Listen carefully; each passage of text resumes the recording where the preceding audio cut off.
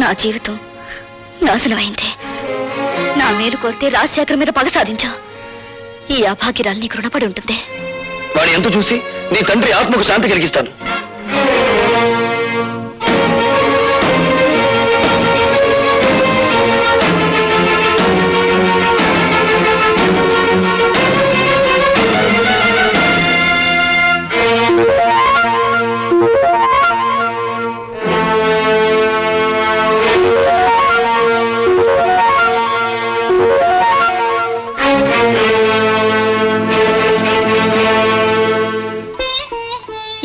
మగవాళ్లే గాని ఆడవాళ్లు రారే.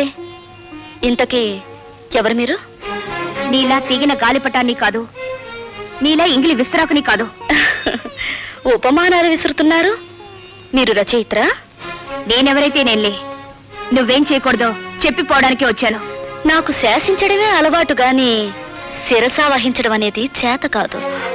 ఆ పొగరే నీ కళ్ళు నీ నెత్తి మీదకి వచ్చేలా చేసింది.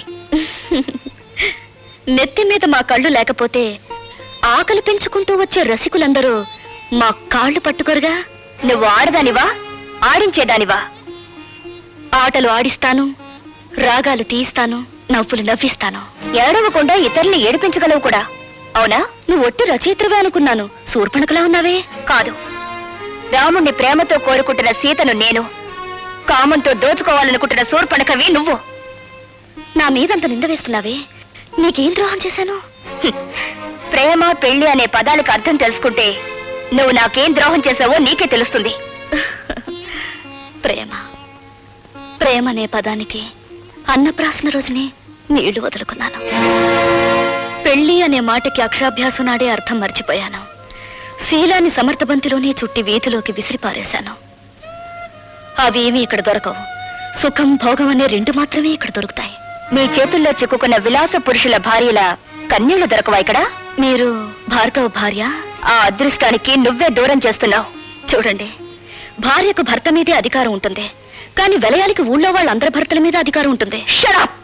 కోపం దేనికి? ఇంకా పెళ్ళవకుండానే ఆయన మీద నువ్వు అధికారం చేయాలనుకుంటే నా పక్కదాకా వచ్చాడే, మరి నేనెంత అధికారం చెలాయించాలి? వెలయాలికి ప్రేమ విలువ తెలీదు.